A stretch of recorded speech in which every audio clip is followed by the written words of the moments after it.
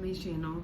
I'm calling this crazy hair day and school color day because I'm wearing all black and red hashtag sweatpants and my hair looks crazy and Bubba just wants to go outside, but I'm not letting him, so that's him crying in the background. Happy Friday.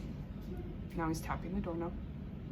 And also remember, Monday from 2 to 6 is like turning your packet and get your new packet day. So I'll probably see you there, even though we're not allowed to chit chat. I just have to help out. No, Bubba. Back at the hotel, Ollie calls his friend Zach from our room phone. Half an hour later, he's at our door. Zach has dark umber skin and enormous dreadlocks and a smile that's almost too big for his face. He immediately begins playing air guitar and singing a song that I don't know. Ollie grins from ear to ear. Zach thrashes his head dramatically while he plays, and his hair keeps time with the music.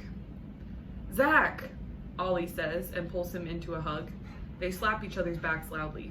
It's Zachariah now. Since when? Asks Ollie.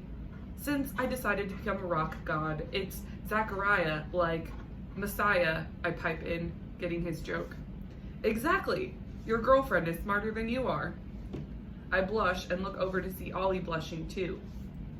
Well, that was cute, Zach says, laughing and strumming air guitar strings. His laugh reminds me of Carla's, unself-conscious, a little too loud, and full of mirth. In that moment, I miss her desperately. Ollie turns to me. Maddie, this is Zach. Zachariah. Dude, I'm not calling you that. Zach, this is Maddie. Zach takes my hand and gives it a quick kiss. Fantastic to meet you, Maddie. I've heard a lot about you, but I didn't think you were really real. That's okay, I say, examining my hand where he kissed it. Some days I'm not. He laughs too loudly again, and I find myself laughing with him. Wonderful, Ollie cuts in. Let's move this along. There's a Loco Moco with Maddie's name on it. A Loco Moco is a mountain of rice topped with a hamburger patty, topped with gravy, topped with 2 fried eggs. Zach's taken us to a mixed plate restaurant for a late lunch. We sit at a table outside, the ocean just a few hundred feet in the distance. Also, please note, I am sitting at a very tall table. Like, we have like a really high dining room table and high chairs, so he just jumped up on my lap. I was like, hi. This place is the best, Zach says. It's where all the locals eat. You tell your parents yet?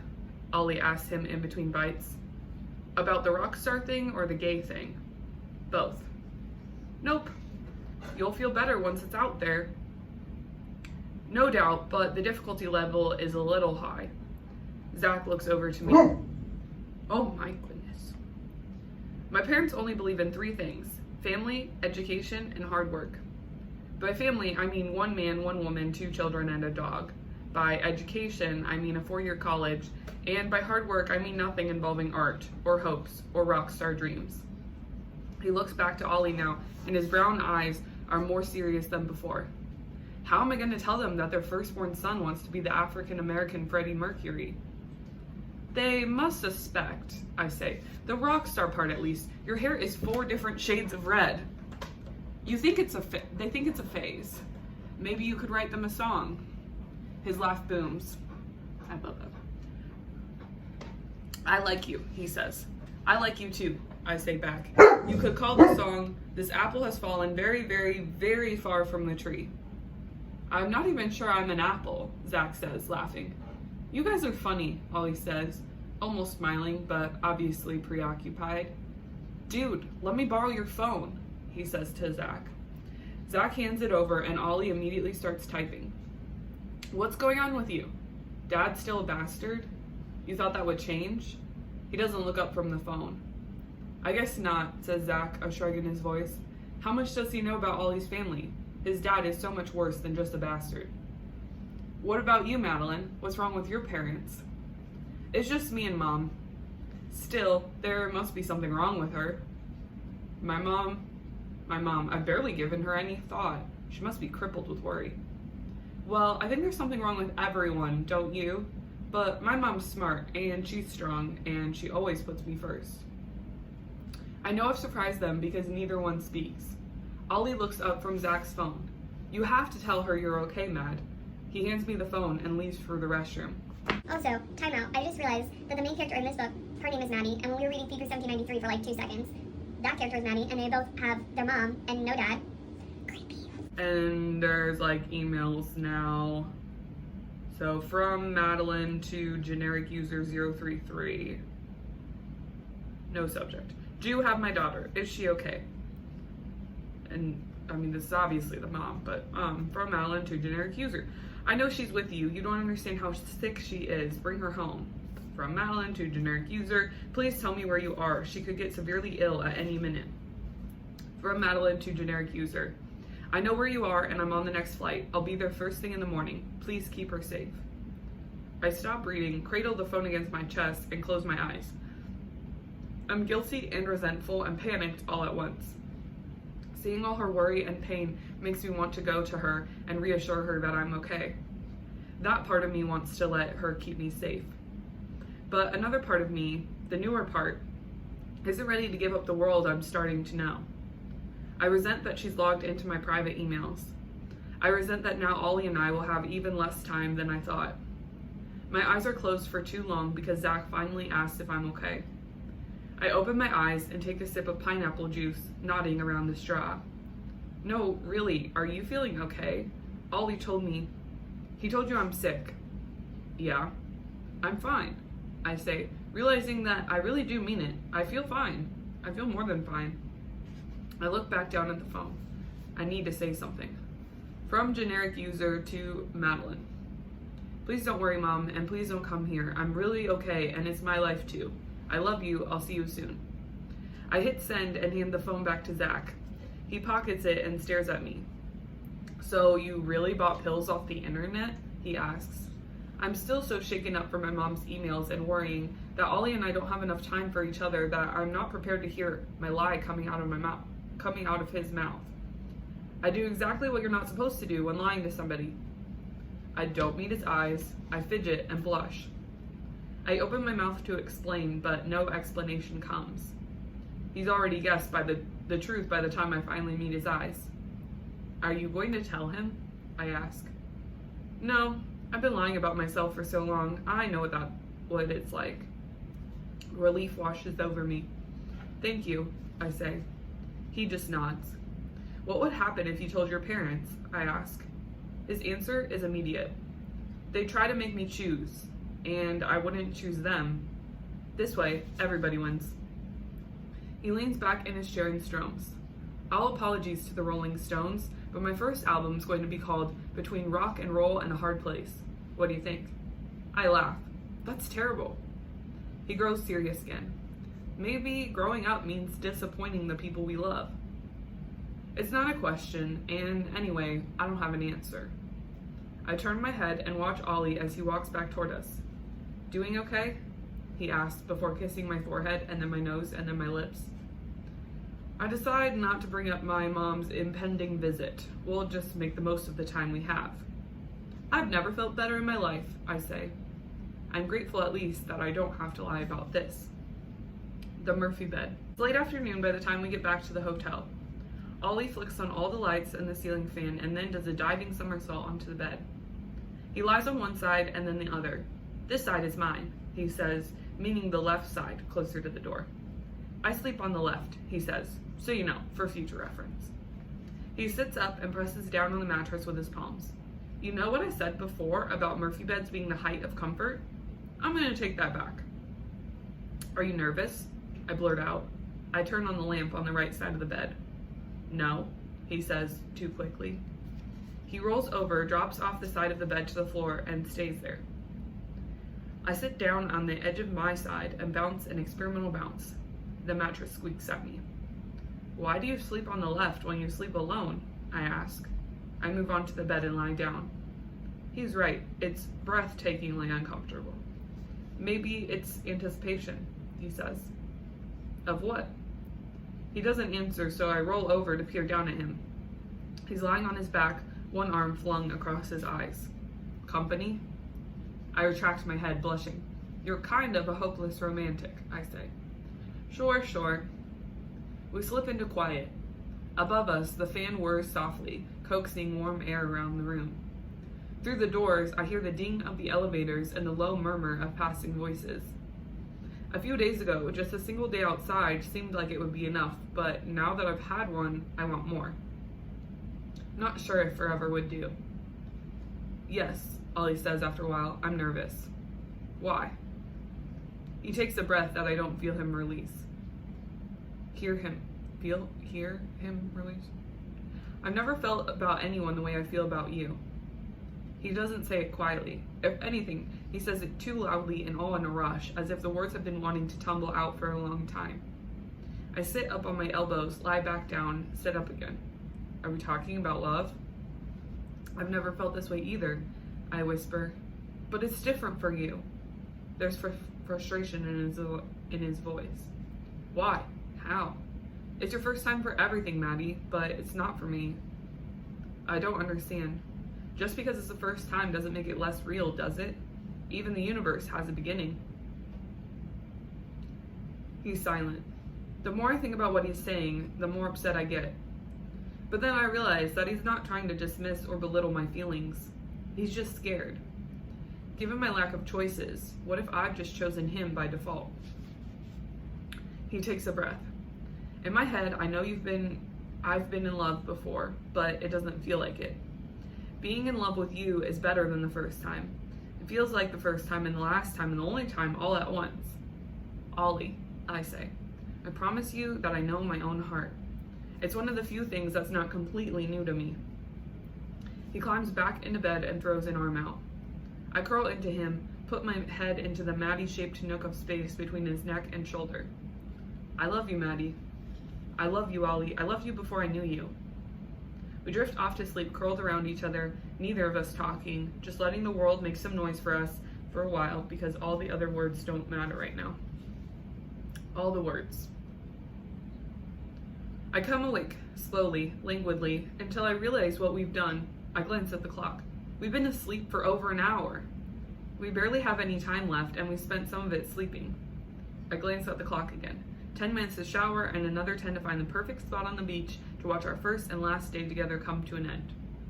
I shake Ollie awake and rush to get dressed. In the bathroom, I slip into my one-size-fits-all dress. One size can fit all because the skirt flares out and the top is ribbed elastic that can stretch to accommodate most anyone. Foregoing my scrunchie, I let my hair have its way, and it falls curly and full around my shoulders and down my back. In the mirror, my skin glows a warm brown and my eyes glitter. I'm the picture of health. Ollie's seated on the top rung of the railing on the lanai. His position looks precarious, even though he's holding onto the railing with both hands. I remind myself he has plenty of control over his body. He smiles, more than smiles, when he sees me. He's Ollie and not Ollie again, eyes sharp and tracking my approach. I'm aware of every single sparking nerve in my body. How does he do that with just one look? Do I have the same effect on him? I stop at the sliding glass doors and look him over. He's wearing a close-fitting black t-shirt, black shorts, and black sandals. The angel of death on vacation. Come here, he says, and I nestle into the V of his legs. He goes still and his grip on the rail tightens. I inhale the fresh scent of him and look up. His eyes are a clear summer blue lake that I can't see the bottom of. I touch my lips to his. He hops down from the railing, pushing me back against the table. It's just like a very graphic kissing scene that I feel uncomfortable reading, but we're gonna skip that. What about the sunset? He asks. I shake my head. There will be another one tomorrow. He looks relieved and I can't help but smile. He walks me backward through the lanai doors until the backs of his knees are pressed into the bed. I sit and then stand right back up.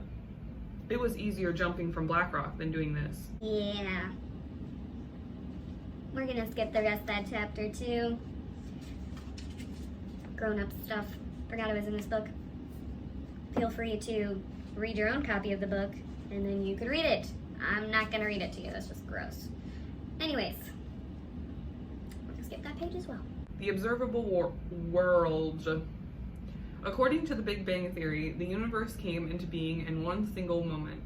A cosmic cataclysm that gave birth to black holes, brown dwarfs, matter and dark matter, energy and dark energy. It gave birth to galaxies and stars and moons and suns and planets and oceans. It's a hard concept to hold on to, the idea that there was a time before us, a time before time. In the beginning, there was nothing, and then there was everything. This time. We'll just go ahead and skip the beginning of that chapter as well, and go to the bottom page. The restaurant sits right on the beach, and our table faces the ocean. It's late, 9 p.m., so we can't really see the blue of the water, just the white caps of the waves as they crash against the beach. We hear it just beneath the music and chatter all around us. Think they have the humu on the menu? Ollie teases. He jokes that he wants to eat all the fish that we saw while snorkeling. I'm going to guess that they don't serve the steak fish, I say. We're both starving from all the activity of the day, so we order every appetizer on the menu. Poke, tuna marinated in soy sauce, crab cakes, coconut shrimp, lobster pot stickers, and Kahlua pork. We don't stop touching for the entire meal. We touch in between bites of food and sips of pineapple juice. He touches the side of my neck, my cheek, my lips. I touch his fingers, his forearms, his chest. Now that we've touched so intimately, we can't stop. We move the chairs so that we're sitting right next to each other. He holds my hand in his lap, or I hold his in mine. We look at each other and laugh for no reason. Or not for no reason, but because the world has just then seems extraordinary. For us to have met, to have fallen in love, to get to be together is beyond anything either of us had ever thought possible. Ollie orders us a second helping of lobster pot stickers. You make me very hungry, he croons, eyebrows waggling. He touches my cheek and I blush into his hands. We eat this plate more slowly. It's our last. Maybe if we just sit here, if we don't acknowledge that time is passing, then this too perfect day won't have to end. As we leave, the waitress tells us to come back and visit again soon, and Ollie promises that we will. We head away from the lights of the restaurant and toward the darkened beach. Above, the clouds have hidden the moon. We slip off our sandals, walk close to the water's edge, and sink our toes into the cooling sand. Nighttime waves crash mightier and louder than daytime ones. The farther we walk, the fewer people we see, until it begins to feel as though we've left civilization behind. Ollie steers us to dry sand and we find a place to sit. He takes my hand and kisses the palm. My dad apologized to us after he hit her the first time. He pushes the sentence out on a single breath. It takes me a second to realize what he's talking about. He was crying. The night is so dark that I feel rather than see him shake his head. They sat us down together and he said he was sorry. He said it would never happen again. I remember Kara was so angry she wouldn't even look at him. She knew he was a liar, but I believed him. My mom did too. She told us to forget all about it. She said, "Your father has been through a lot." She said that she forgave him and that we should too. He gives me my hand back. He didn't hit her again for another year. He drank too much. He yelled at her. He yelled at all of us, but he didn't hit her again for a long time. I hold my breath for a moment and ask the question I've been wanting to ask. Why doesn't she leave him? He snorts and his tone turns hard. Don't think I haven't asked her. He lies back in the sand, links his hands behind his head. I think that if he hit her more often, she would leave him. If he were just a little more of a bastard, maybe we could finally go. But he's always sorry, and she always believes him. I put my hand on my stomach, needing the contact. I think maybe he needs it too, but then he sits up, pulls his knees onto his chest, and rests his elbow on them. His body forms a cage that I can't get into. What does she say when you ask her? Nothing. She won't talk about it anymore. She used to say that we'd understand when we're older and in our own relationships. I'm surprised by the anger in his voice. I never guessed that he was angry at his mother. His father, yes, but not her. He snorts again. She says love makes people crazy. Do you believe that? Yes, no, maybe. You're not supposed to have all the answers, I say. He smiles in the dark. Yes, I believe it. Why? I'm all the way here in Hawaii with you. It's not easy for me to leave them alone with him. I tamp down my guilt before it can rise. Do you believe it? He asks. Yes, definitely. Why? I'm all the way here in Hawaii with you, I say, repeating his words. I never would have left my house if it weren't for you. So, he says. He lowers his legs and takes my hand. What do we do now? I don't know the answer to this question. The only thing I know for sure is that being here with Ollie, being able to love him and be loved by him, is everything. You should leave them, I say. It's not safe for you there. I say it because he doesn't know it. He's trapped by the memory of love, of better times, that his mother is, and it isn't enough. I rest my head on his shoulder and we watch the near dark ocean together. We watch the way the water pulls back and turns over and beats against the sand, trying to wear the earth away. And even though it doesn't succeed, it pulls back and pounds the shore again and again, as if there were no last time and there is no next time, and this time is the only time that counts. Okay, I'll read this last page. So there's a spiral. I'm like turning the book in order to read it. I dream that I've run away from home, taking the boy I love with me. I dream that I saw the ocean and it was endless and that I could not find the end of it. I dream that I fall asleep in an unquiet room with the boy that loves me, and that I dream that I've run away from home, taking the boy I love with me. I dream that I saw the ocean and it was endless and I could not find the end of it. I dream that I fall asleep in an unquiet room and that I dream about the life I'm already living. Good news. 2 plant updates. This plant is called, my sister knows the name of it, but I got it from the 3 Weird Sisters store in Troy, and I only name my plants off of like my favorite TV show characters. So this is named after Dan Abrams from Live PD, the host. He's like so awkward, like more awkward than I am. And it's hard to see. There's 2 new babies in the middle. So yay, Dan is having 2 babies. And this, I think I already showed you guys this. This is Luke Danes, named after the coffee shop owner on Gilmore Girls. And look, here's the new leaf. I don't want water dripping on the table. And it's like currently working on uncurling, which is very, very exciting.